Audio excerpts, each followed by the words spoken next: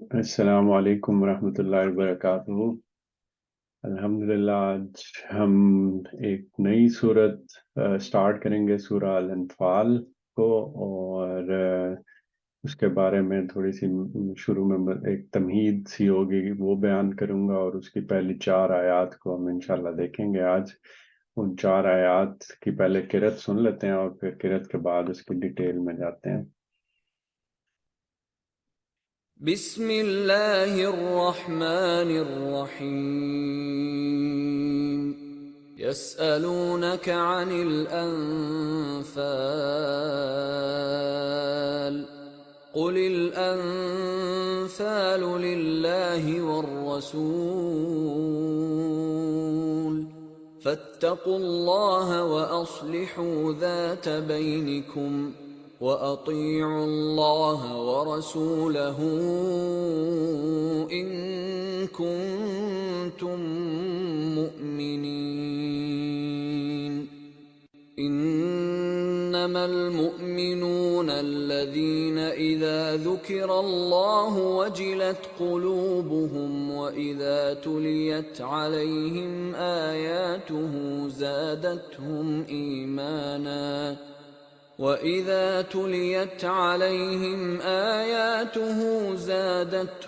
إيمانا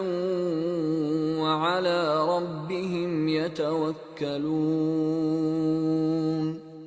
الذين يقيمون الصلاة ومما رزقناهم ينفقون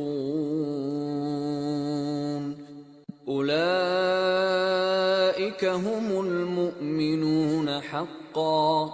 لهم درجات عند ربهم ومغفرة ورزق كريم۔ تو یہ 4 آیات کی تلاوت ہم نے سنی ہے۔ اس سے پہلے میں اس صورت کے آغاز میں جاؤں، تمہید کی انداز میں بتانا چاہتا ہوں کہ سورہ الانفال اور سورہ توبہ جو اس کے بعد ہے، تو اس پہ یہ ایک ترتیب سے چیزیں چلتی ہوئی آ رہی ہیں، اور بالکل پیک پہ پہنچے گی بات سورہ توبہ میں، جس پہ خدا کے عذاب جو دنیا میں رسولوں کے آنے کے بعد ہوتا ہے، وہ نافذ کر دیا جاتا ہے کسی قوم کے لیے، وہ کر دیا جاتا ہے۔ تو سورہ توبہ میں وہ عذاب کا فیصلہ اللہ تعالیٰ کی طرف سے دے دیا جائے گا، اور سورہ الانفال وہ صورت ہے جس کے اندر اس آخرت کی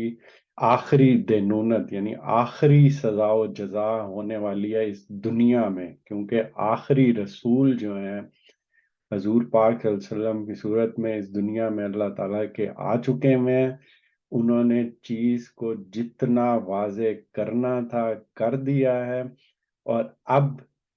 وہ اللہ کا عذاب جو ہے اس کے لیے کیا کیا تیاری کرنی ہے، اور مسلمانوں کو اس کے بارے میں کیا حکم دیا گیا ہے، اور اس کے بارے میں کیا کیا چیزیں اختیار کرنی ہے۔ ایک پہلو وہ ہے، اور دوسرا یہ کہ مسلمانوں کا اپنا تزکیہ و تطہیر، اس کو سمجھانے کے لیے میں اس طرح کہہ سکتا ہوں کہ یہ مدنی صورتیں ہیں، تو اس میں مدینہ میں حضور پاک صلی اللہ علیہ وسلم تھے،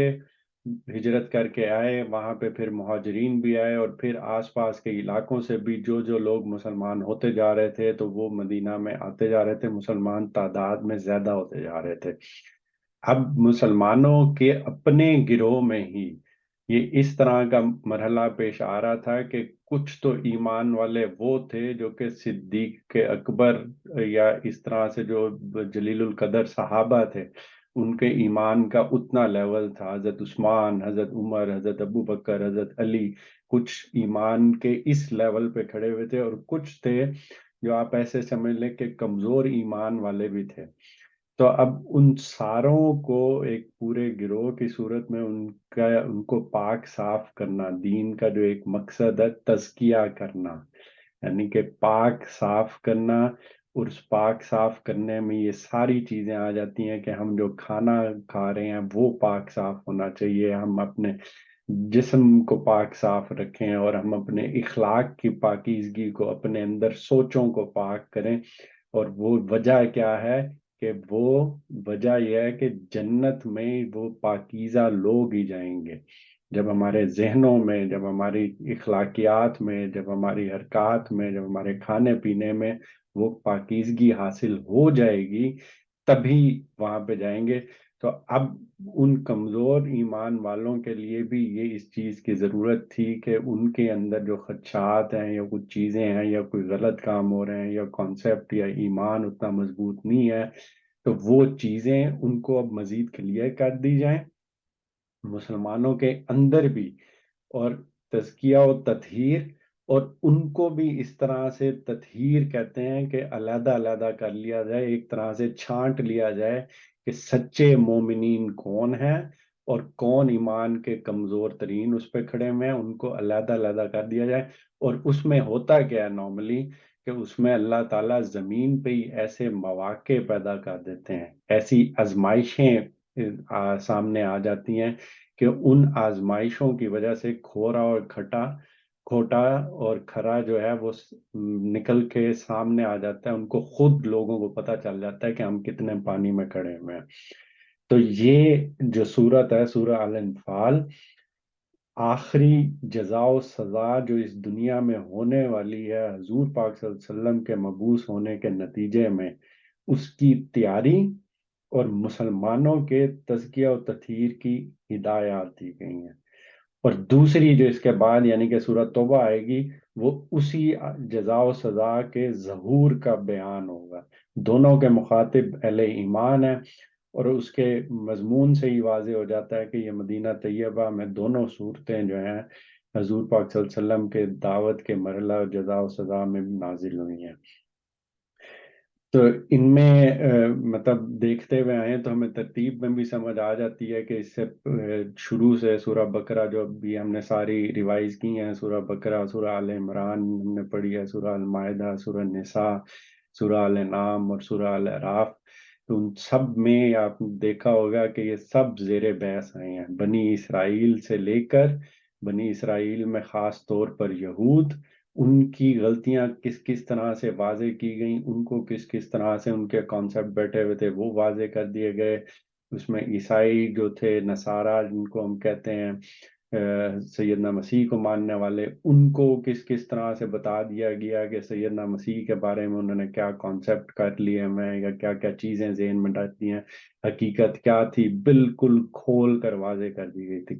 اور اس سے پہلی والی دو صورتوں میں ہم نے دیکھا تھا کہ سورہ الانعام میں پیار محبت سے مشرکین عرب کو توجہ دلائی گئی تھی کہ یہ خدا کو دیکھنے کے لیے کیا کیا چیزیں تم غور کرو، جو عقل دی گئی ہے اس کو استعمال کرو، کائنات کی اس پہ دیکھو، پرانے جو پیغمبر مبعوث ہوئے تھے عاد و سمود کی قوموں کو جا کے دیکھو۔ اور پھر ان کو تھوڑا سا مضمون سخت ہوتا چلا گیا تھا، اور اس سے اگلی صورت میں سورہ الاعراف میں یہ اس میں مطلب پھر ایک خبردار کرنے والی چیز بھی شامل ہو گئی تھی، اور اب یہ سورہ الانفال ہو رہی ہے۔ ایک دفعہ ذہن میں ہم پھر تازہ کر لیتے ہیں کہ یہ جو آخری سزا و جزا ہوتی کس طرح سے ہے۔ تو یہ ڈفرنٹ پیغمبر، کیونکہ انسان کو اللہ تعالیٰ نے دی ہے ایک چوائس دی ہے کہ وہ خود اپنے لیے جو بھی چیز کرنا چاہتا ہے وہ خود اس کا ڈیسیژن کرے گا، اس کو خیر و شر کا شعور دے دیا گیا، لیکن چوائس اس کے پاس ہے۔ تو جب پیغمبر یا کوئی رسول مبعوث ہوتے ہیں تو ان کی قوم کے پاس چوائس ہوتی ہے، وہ کیا چاہتے ہیں، ان کو یہ سامنے حق اور سچ کو تو بالکل واضح کر دیا جاتا ہے، لیکن چوائس ان کے پاس ہوتی ہے۔ تو دو طرح کی عموماً صورتیں پیش آتی ہیں۔ پہلی صورت میں یہ ہوتا ہے کہ قوم تقریباً پوری کی پوری ہی ایمان نہیں لاتی۔ حضرت نوح علیہ السلام کے کیس میں دیکھ لیں کہ 950 سال ان کے درمیان رہے، لیکن کچھ چند گنتی کے لوگوں کے علاوہ کوئی ایمان نہیں لایا، اور اینڈ پہ یہ حالت تھی کہ انہوں نے خود کہا کہ اللہ تعالیٰ مجھے تو اب ان کی اولادوں میں سے بھی کچھ اس طرح سے امید نہیں ہے کہ وہ ایمان لائیں گے۔ اس حد تک کام ہو جاتا ہے۔ تو جب اللہ کی ڈھیل ختم ہوتی ہے تو وہ جو چند ایمان لانے والے اور ان کو وہ پھر نکال لیا جاتا ہے اللہ تعالیٰ کی طرف سے، ان کے کیس میں ایک کشتی اور وہ چیزیں ہوئی تھیں اور ایمان والے اس میں نکل گئے، اور باقی سب کو بالکل ہی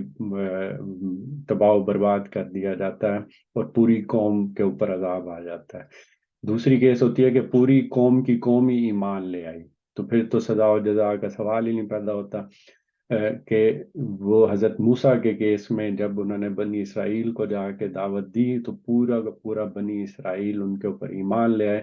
وہ فرعون تھا، اس کے اوپر جس طرح سے سزا اور وہ چیزیں ہوئی، لیکن ان کی قوم ان کے اوپر ایمان لے آئی اور بنی اسرائیل کو لے کے نکل گئے تھے۔ بعد میں ان کے بنی اسرائیل کے اندر جو خرابیاں پیدا ہوئی اور ان کو سزائیں ملی وہ ایک ڈفرنٹ ہے۔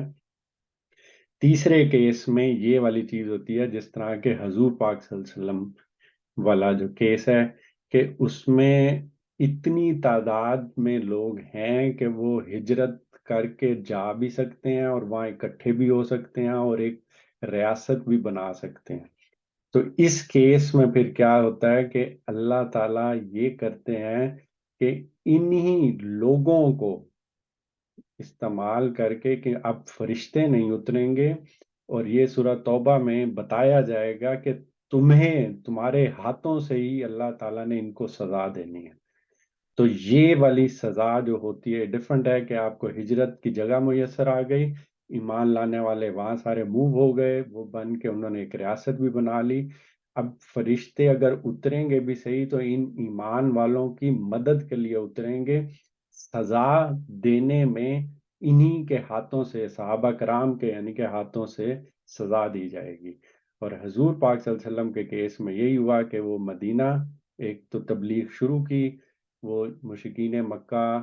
کو ساری چیزیں واضح کی گئیں، اور اس حد تک کی گئیں کہ جب تک وہ حضور پاک صلی اللہ علیہ وسلم کو نعوذ باللہ قتل کرنے کے درپے نہیں ہو گئے تھے، تب اللہ تعالیٰ کی طرف سے حکم ہوا کہ نہیں، اب آپ یہاں سے ہجرت کر جائیں، یا اب جتنا کچھ ہونا تھا ہو چکا۔ اور یہ بھی سورہ توبہ میں آئے گا کہ ان کی سزا اتنی بڑی کس وجہ سے ہے، کہ اس کی ایک وجہ یہ کہ یہ تو اس پیغمبر کو ہی نعوذ باللہ مارنے کے لیے کھڑے ہو گئے تھے، جن کی وجہ سے ہجرت کر کے آنا پڑا، اور پھر وہ ڈھیل دی جاتی ہے اور پھر وہ کیا جاتا ہے، اور پھر وہ مار کا آتا ہے کہ پھر کہہ دیا جاتا ہے کہ اب جو بھی نظر آئے گا اس کو پھر مار دیا جائے گا۔ تو حضور پاک صلی اللہ علیہ وسلم کے دوسرا جو صورت تھی، تیسری صورت جو میں نے بتائی کہ وہ والا قانون کے پیغمبر کے یا رسول کے ساتھیوں کی تلواروں کے ذریعے سے نافذ ہونا ہے، اس میں تھوڑی بہت مہلت بھی دی جاتی ہے، اور اس میں ایمان لانے والوں کی تربیت بھی، اور تزکیہ و تطہیر یعنی کہ کھوٹ ان میں جو رہ گیا ان کو دور کرنا، پاکیزہ بنانا، اور جو اب مارکا ہوگا حق و باطل کا اس کو منظم کرنا ہے، اور پھر منکرین کے لیے مطلب ایک سزا کا اعلان ہو جائے گا، اور جو اہل حق ہیں ان کی سرفرازی وہ ہوگی۔ تو سورہ الانفال مطلب اس سے وہ سٹارٹ ہوتی ہے، اور ہم دیکھتے ہیں کہ پہلی آیت میں ہی وہی تزکیہ، جو پاک صاف کرنا یا ان کے دلوں میں جو چیزیں تھیں مسلمانوں کی یا کمزور ایمان والوں کی، اس کو موضوع بنایا گیا۔ تو پہلی آیت کیا ہے؟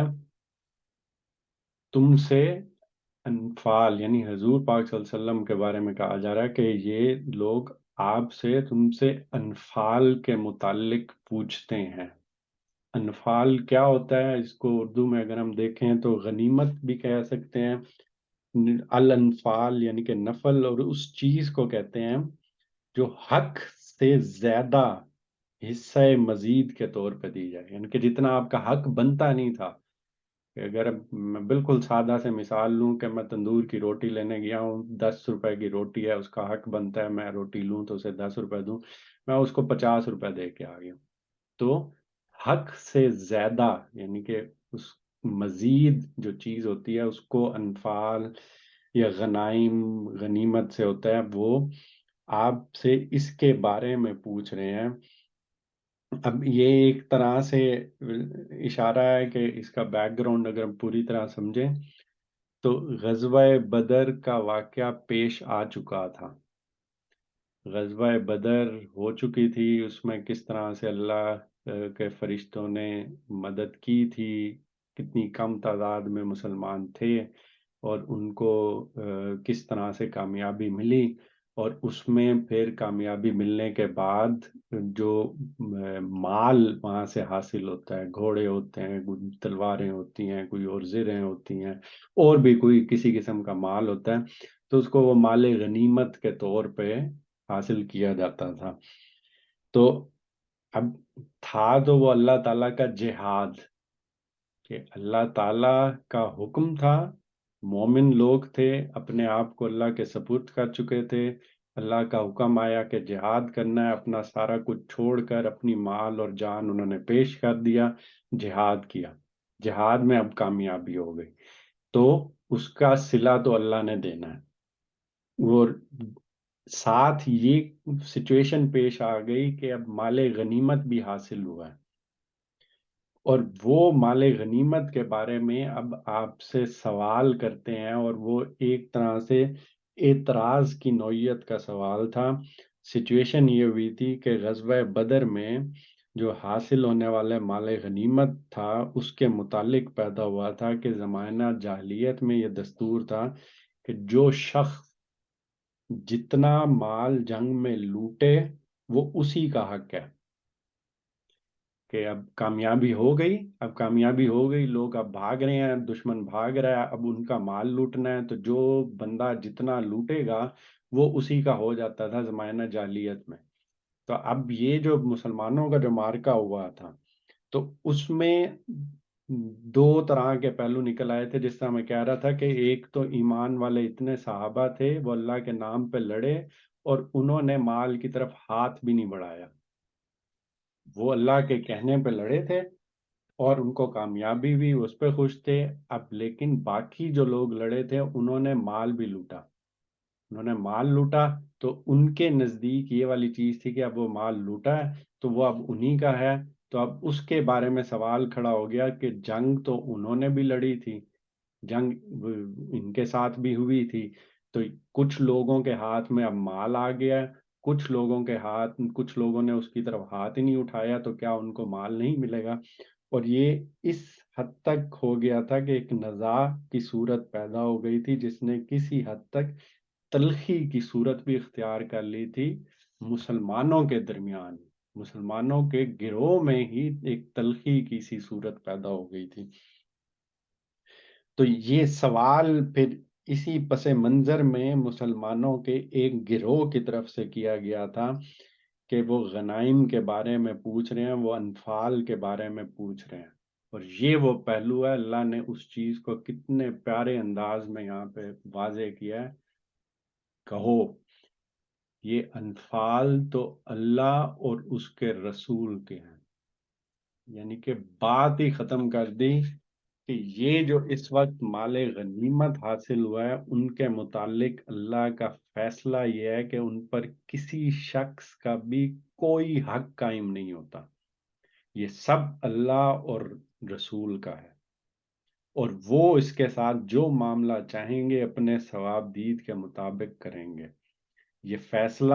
مطلب اس لیے کیا گیا ہے کہ زمانہ رسالت میں جو جنگیں لڑی جاتی ہیں وہ اللہ تعالیٰ کے کہنے کے مطابق لڑی جاتی ہیں، اللہ تعالیٰ کے کہنے پہ مجرمین کو جو سزا دینی ہوتی ہے اس کے مطابق لڑی جاتی ہیں، اور اس میں جو لڑنے والوں کی حیثیت ہوتی ہے وہ صرف ایک آلات کی طرح کی ہوتی ہے کہ اللہ چاہے تو فرشتوں کو دے کے کر لے، اللہ نے اپنے اس کام کے لیے مسلمانوں کو یا ان لوگوں کو منتخب کر لیا، تو یہ ان کے لیے وہی اتنی اعزاز کی بات ہے کہ اللہ اپنے کاموں کے لیے کسی بندے کو منتخب کر لے، تو اس کے لیے یہی چیز سامنے پیش نظر ہونی چاہیے، اور یہی چیز ہے کہ وہ جنگ میں اترے، ان کی حیثیت صرف ایک آلات و جوارے کی تھی، وہ اللہ کے حکم پر میدان میں اترے، براہ راست اللہ کے فرشتوں کی مدد سے فتح یاب ہوئے،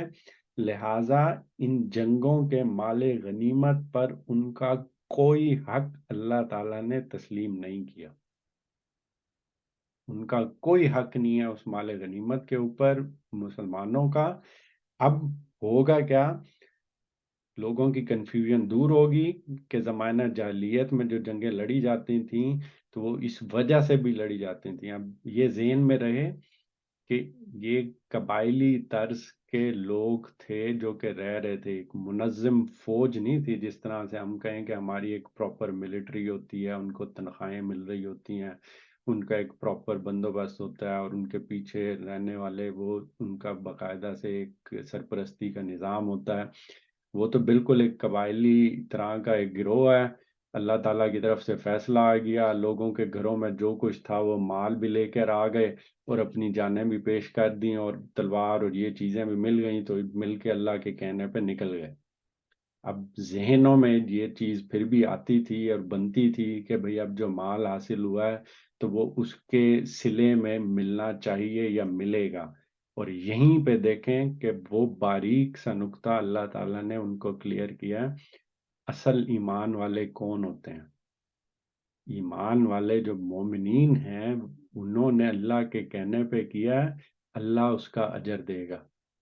آپ دنیا میں اس کی چیز کی یا اس کی وہ رکھ کے گئے ہو تو پھر اس کا مطلب ہے کہ ایمان میں ابھی کمی ہے. اسی چیز کو اگر ہم سمجھ لیں ہماری زندگیاں کتنی بہتر ہو سکتی ہیں. صرف اسی چیز کو اٹھا کے اگر میں مومن ہوں، اگر میرا ایمان مضبوط ہے، میں کوئی کام کرتا ہوں تو صرف اس لیے کرتا ہوں کہ میرے خدا نے مجھے کہا،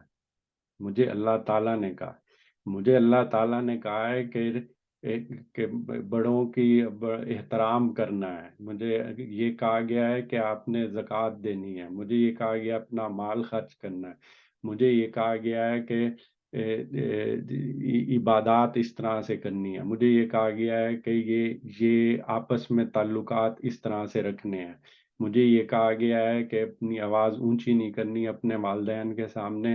اور اس طرح سے بدتمیزی کا رویہ اختیار نہیں کرنا. اور مجھے یہ کہا گیا ہے کہ اپنے آس پاس میں جو رہنے والے ہیں وقول للناس حسنم، کہ ہر کسی کے ساتھ جب میں بات کروں تو ایک بہترین طریقے سے میں بات کروں. اب یہ میں کس لیے کر رہا ہوں؟ یہ میں اپنے خدا کے لیے کر رہا ہوں. یہ نہیں کر رہا کہ میں کسی سے پیار سے بات کرنے کے لیے جاؤں اور میں نے پیار سے بات کی اور اس نے بدتمیزی سے آگے مجھے جواب دیا تو کیا میں اس کے ساتھ لڑنے کھڑا ہوں کہ میں تیرے سے اتنے پیار سے بات کر رہا ہوں اور تو میرے سے کس طرح سے بات کر رہا ہے؟ نہیں، میں تو کر ہی اللہ کے کہنے پہ رہا ہوں. اس کا رویہ جو مرضی ہو وہ اس کے اوپر ہے. اس نے اپنے اعمال کا حساب دینا ہے. میں خدا کے کہنے پہ کر رہا ہوں. میں کسی پر احسان کرتا ہوں تو میں اللہ کے کہنے پہ کر رہا ہوں. تو میں اللہ کے کہنے پہ کر رہا ہوں تو مجھے اجر اللہ نے دینا ہے، مجھے اس بندے نے نہیں دینا. کہ میں کسی بندے کے اوپر احسان کروں اور پھر بار بار جا کے اس سے جتلاؤں کہ میں نے تجھ پر احسان کیا ہے تو تو اب میرا شکر گزار بندہ بن کے رہ، کہ تو مجھے بار بار اس طرح تمیز سے بات کر، آہستہ آواز میں بات کر. نہیں، یہ وہ بنیادی چیزیں ہیں کہ اگر ایک مومن ایمان والا ایک اس طرح سے کوئی کام کرتا ہے اور وہ صرف اللہ کے لیے ہے، تو یہاں پہ بھی دیکھ لیں کہ یہ وہ لوگ تھے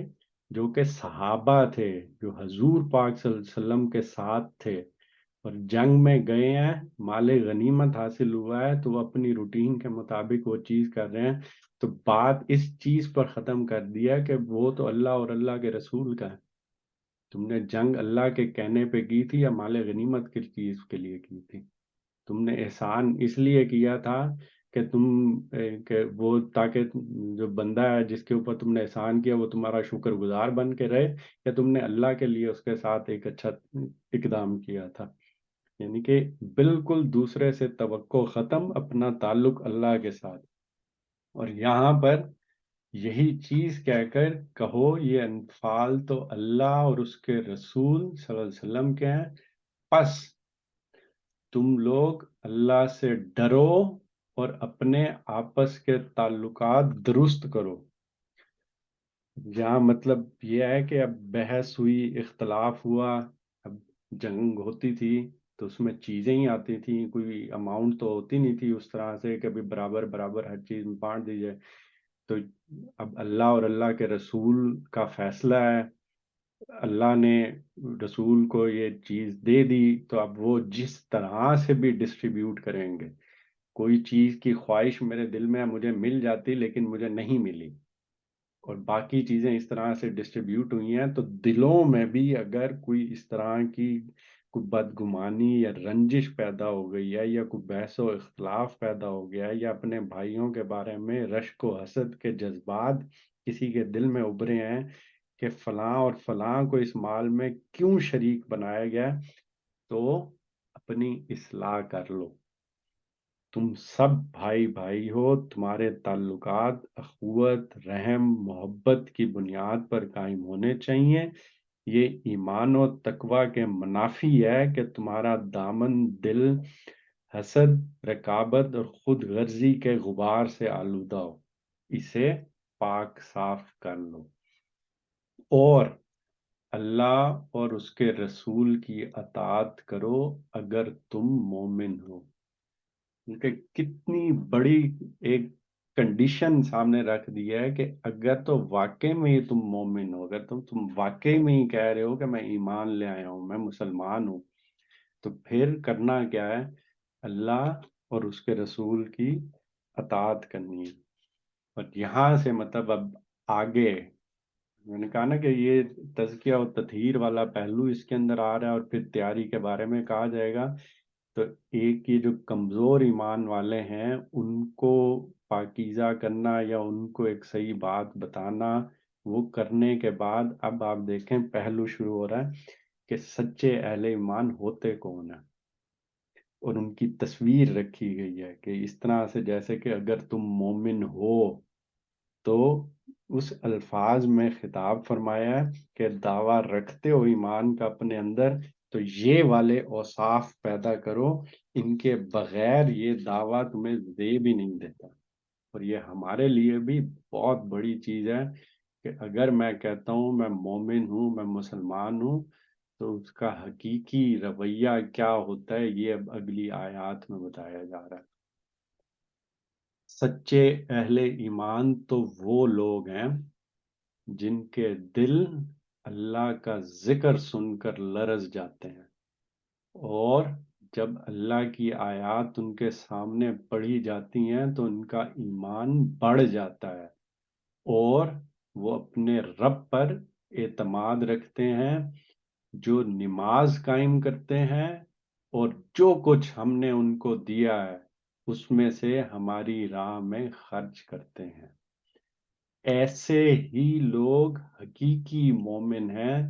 ان کے لیے ان کے رب کے پاس بڑے درجے ہیں،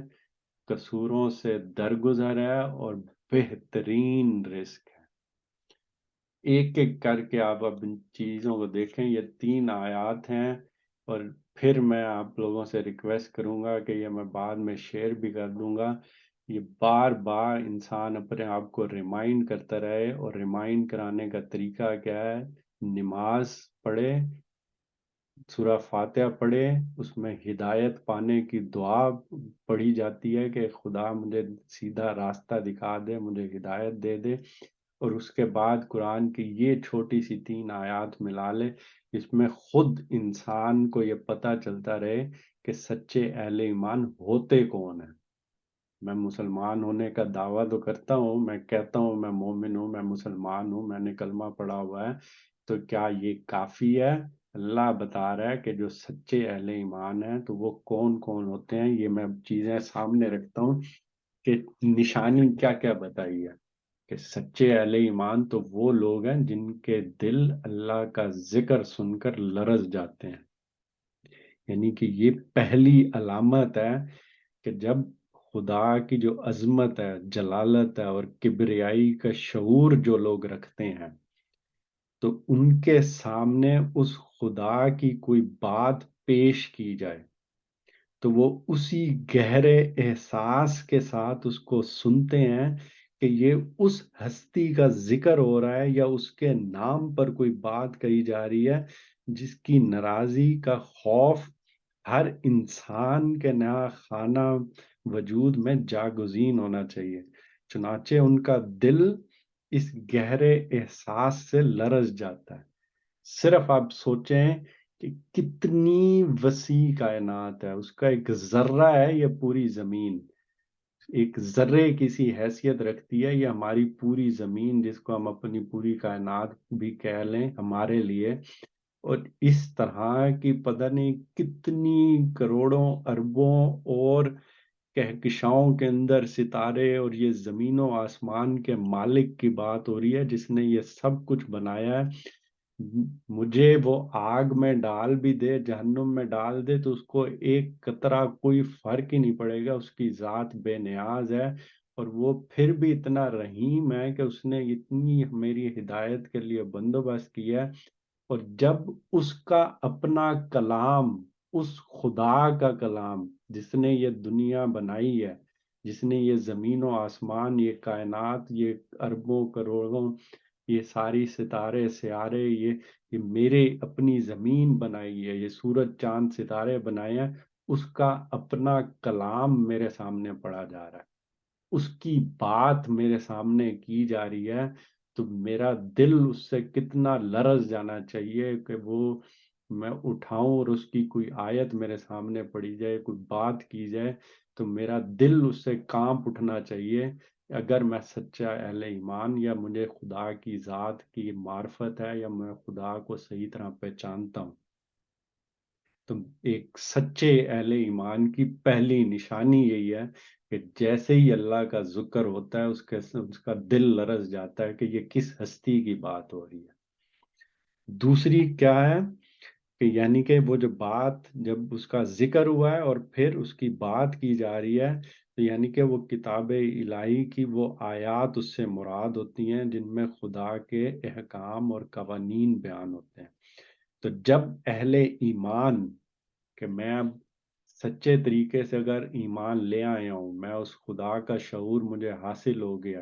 اور مجھے اس کا پتہ چل گیا کہ واقعی یہ خدا ہے، تو جب وہ اپنی آیات اس کی پڑھی جاتی ہیں جس میں اس کے قوانین ہوتے ہیں، جس میں بتایا جاتا ہے کہ میں اپنی زندگی کیسے بسر کروں، تو میرا اپنا ایمان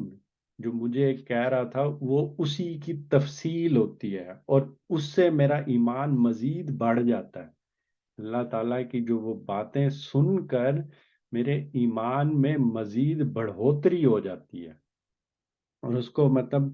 ایک ایمان کوی سے کوی تر ہو جاتا ہے۔ تو استاد امین احسن اصلاحی بہت ڈیٹیل میں مطلب جا کے لکھ رہے ہیں کہ عربی کے جو لفظ ہیں زادتہم ایمانن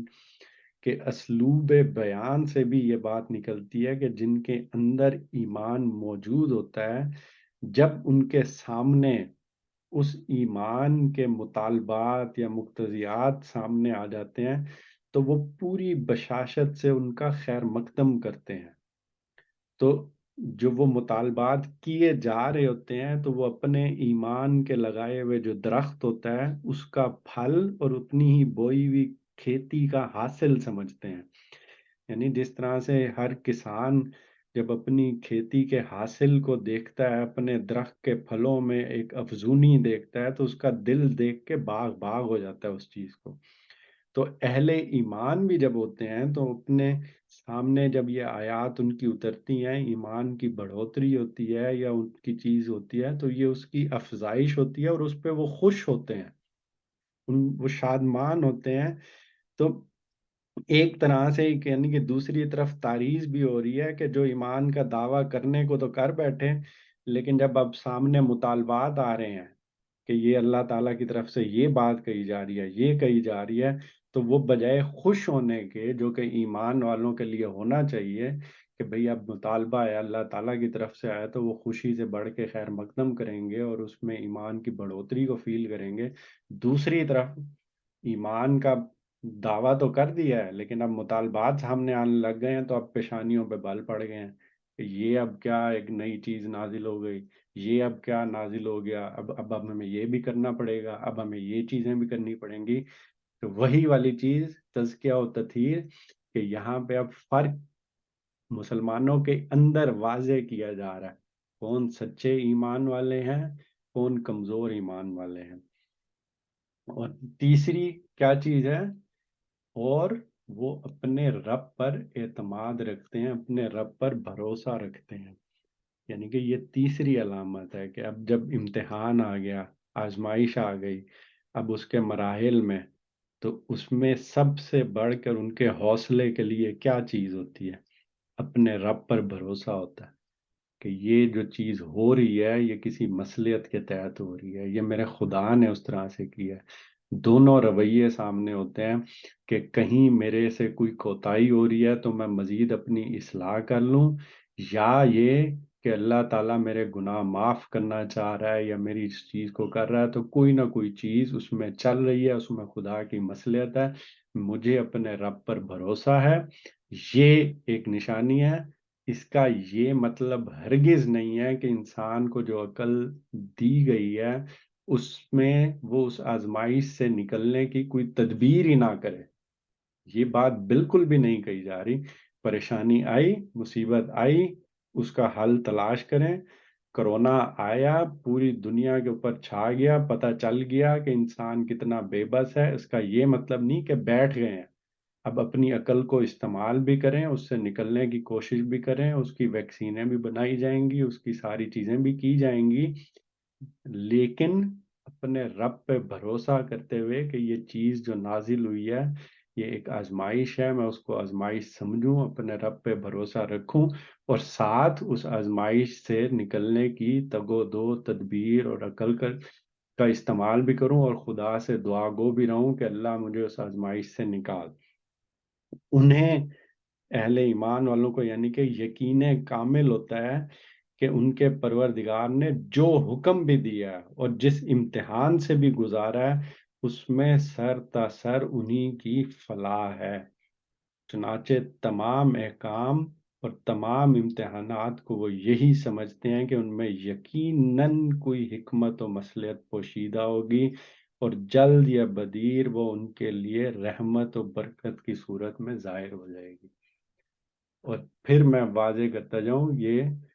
صحابہ کرام، ہم لوگ تو پتہ نہیں کس جگہ پہ کھڑے ہوئے ہیں ابھی، یہ وہ صحابہ ہیں جو کہ اس ٹائم حضور صلی اللہ علیہ وسلم کی صحبت میں ہوتے تھے اور ان کے ساتھ جہاد تک کرنے گئے تھے، اور ان کے ذہنوں میں یہ سوال پیدا ہو رہے ہیں تو ان کو بتایا جا رہا ہے، واضح کیا جا رہا ہے اپنی تصحیح کر لو،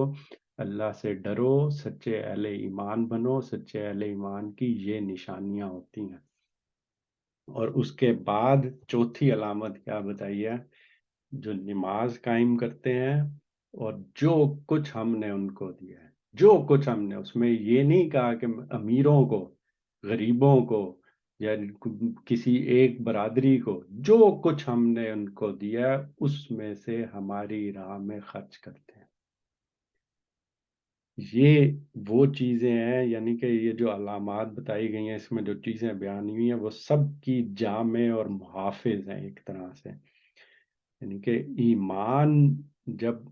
اوصاف وہ اہل ایمان کے اندر پیدا کرتا ہے تو اس کی جو شرازہ بندی ہوتی ہے انہی دو چیزوں سے ہوتی ہے، نماز اور انفاق۔ اور قرآن پاک میں بھی جگہ جگہ یہ چیز اسی حیثیت سے بیان ہوئی ہے کہ نماز آپ کا تعلق ہے آپ کے خدا کے ساتھ۔ اسی لیے کہا جاتا ہے جب آزمائش کڑی ہو جائے، جب آپ کے اوپر سخت امتحان ہو جائے تو آپ کی نمازوں میں بھی شدت اتنی ہی بڑھ جائے، آپ کی تہجد شروع ہو جانی چاہیے، آپ کی یہ چیزیں۔ اور پھر کہا گیا نا کہ یا ایھا الذین آمنوا استعینوا بالصبر والصلاۃ، یعنی ثابت قدم رہنا ہے، ایمان والے ہو تو ثابت قدم رہو اور نماز سے مدد چاہو، اٹھو پھر کھڑے ہو پھر سجدوں میں جاؤ پھر رو، اللہ تعالیٰ کے سامنے جھکو، اپنی فریاد ان کے سامنے بتاؤ، اپنی جو استطاعت ہے، جو بھی چیز ہے، جو بھی ذہن میں خیالات ہیں، اللہ کے ساتھ شیئر کرو، اور ساتھ قرآن پاک کی آیات کی ان تلاوت کرو کہ اللہ تعالیٰ ان معاملے میں کس طرح کا رویہ چاہتا ہے، وہ رویہ اختیار کرو۔ تو اس نماز سے تو وہ ایک انسان کو پھر وہ انرجی ملنی شروع ہو جاتی ہے، استقامت کے ساتھ وہ اس پہ قائم رہنا شروع ہو جاتا ہے کہ ٹھیک ہے میں ثابت قدم رہوں گا، میرا خدا میرے سے یہ چاہتا ہے کہ میں صبر کروں، ثابت قدم رہوں اور نماز سے مدد چاہوں، تو پھر میں بھی کھڑا ہوا ہوں، میں بھی پھر یہی کروں گا۔ یہ سچے اہل ایمان کی نشانی۔ اور دوسرا، اپنا دل جو ہے ایک بخل اور بخیل کی طرح سے نہیں ہونا چاہیے۔ مجھے جتنا بھی ملا، میری جیب میں 10 روپے ہیں، 100 روپے ہیں، کروڑوں روپے ہیں، اربوں روپے ہیں، جتنا مجھے اللہ تعالیٰ نے دیا وہ سب اللہ کا مال ہے۔ یہ چیز میرے ذہن میں رہنی چاہیے۔ اللہ اپنا مال چاہے تو جب چاہے وہ میرے سے لے سکتا ہے، میں اس کو اللہ کا شکر کر کے اپنے پاس رکھوں، استعمال کر سکتا ہوں، سب کچھ کر سکتا ہوں، لیکن ساتھ مجھے کیا کرنا ہے؟ اس کو خرچ کرنا ہے۔ ہماری راہ میں خرچ کرو، اس میں یہ ساری چیزیں آ جاتی ہیں، جس میں والدین کے اوپر، اللہ کے دین کے لیے، اپنے رشتہ داروں کے لیے، یتیم و مسکینوں کے لیے، قرض داروں کے قرض اتارنے کے لیے، غلاموں کے لیے، ان سب لوگوں کے لیے اس کے لیے خرچ کیا جائے جہاں ضرورت پڑتی ہے، جہاں کوئی مطالبہ سامنے پیش آتا ہے۔ اور زکوٰۃ کی جو بات ہے وہ منیمم والی ہے، یعنی اس کے بعد سزا ہے کہ اگر اتنی بھی نہیں دی تو پھر سزا ہے۔ اس سے بڑھ کر 3 درجے بیان کیے جاتے ہیں کہ زکوٰۃ وہ منیمم ہے، پھر اس کے بعد آپ کی ضروریات سے زائد جتنا بھی پڑا ہوا ہے مطالبہ اگر سامنے آتا ہے تو وہ معاشرے کا حق ہے۔ تیسری وہ چیز ہوتی ہے کہ اس میں اہل ایمان بہت آگے چلے جاتے ہیں، وہ اپنی ضروریات کا بھی پیٹ کاٹ کے وہ اس کو بھی لوگوں کے لیے خرچ کرتے ہیں، لیکن وہ ایک بالکل اس کا اللہ تعالیٰ کی طرف سے مطالبہ تک نہیں کیا گیا، لیکن اہل ایمان اس پہ بھی چلے جاتے ہیں۔ حضرت ابو بکر کا واقعہ ہمارے سامنے ہے کہ جب جہاد اور وہ والی چیز سامنے آئی تھی تو اپنے گھر کا پورا سامان لے کے آ گئے تھے، اور جب پوچھا گیا کہ ابو بکر کچھ چھوڑ کر آئے ہو تو کیا کہا تھا کہ اللہ اور اس کے رسول کا نام چھوڑ کے آیا ہوں، یا اس طرح کی ملتی جلتی کوئی بات کی تھی۔ اور اینڈ پہ دیکھیں کیا بات کہی ہے، ایسے ہی لوگ حقیقی مومن ہیں، ایسے ہی لوگ حقیقی مومن ہیں، ان کے لیے ہیں پھر ان کے رب کے پاس بڑے درجے۔ قصوروں سے درگزر اللہ کریں گے کہ پھر جو چھوٹی موٹی غلطیاں ہو گئی ہیں یہاں پہ، پھر وہ غلطیاں ہیں جو کہ انسانوں کے ساتھ زیر بحث نہیں ہیں۔ کسی کا حق مارا ہے تو اس کی حق تلفی کو پورا کرنا ہوگا، وہ دنیا میں کر لیا جائے تو بہتر ہے۔ وہاں پہ جا کے پھر نیکیاں اور برائیاں آپس میں گناہ جو ہیں وہ ان کے ذریعے سے ہوگا۔ یہاں جو اللہ کے حضور کچھ غلطیاں ہو گئی تھیں چھوٹی موٹی تو درگزر ہو جائے گا، اور عزت کی روزی ہے، بہترین رزق ہے۔ یہاں پہ ان سب آیات کا ایک دفعہ ترجمہ پڑھ لیتے ہیں۔ تم سے انفال کے متعلق پوچھتے ہیں، کہو یہ انفال تو اللہ اور اس کے رسول صلی اللہ علیہ وسلم کے ہیں، پس تم لوگ اللہ سے ڈرو اور اپنے آپس کے تعلقات درست کرو، اور اللہ اور اس کے رسول صلی اللہ علیہ وسلم کی اطاعت کرو اگر تم مومن ہو۔ سچے اہل ایمان تو وہ لوگ ہیں جن کے دل اللہ کا ذکر سن کر لرز جاتے ہیں، اور جب اللہ کی آیات ان کے سامنے پڑھی جاتی ہیں تو ان کا ایمان بڑھ جاتا ہے، اور وہ اپنے رب پر اعتماد رکھتے ہیں، جو نماز قائم کرتے ہیں، اور جو کچھ ہم نے ان کو دیا ہے اس میں سے ہماری راہ میں خرچ کرتے ہیں۔ ایسے ہی لوگ حقیقی مومن ہیں، ان کے لیے ان کے رب کے پاس بڑے درجے ہیں، قصوروں سے درگزر ہے اور بہترین رزق ہے۔ اللہ تعالیٰ سے دعا ہے کہ اللہ تعالیٰ ہمیں بھی حقیقی ایمان لانے، حقیقی مومن کی طرح زندگی بسر کرنے کی توفیق عطا فرمائے، اور قرآن کے ساتھ اپنا تعلق اپنی پوری زندگی جڑا رکھنے کی توفیق عطا فرمائے۔ یہاں پہ ہم کام کرتے ہیں۔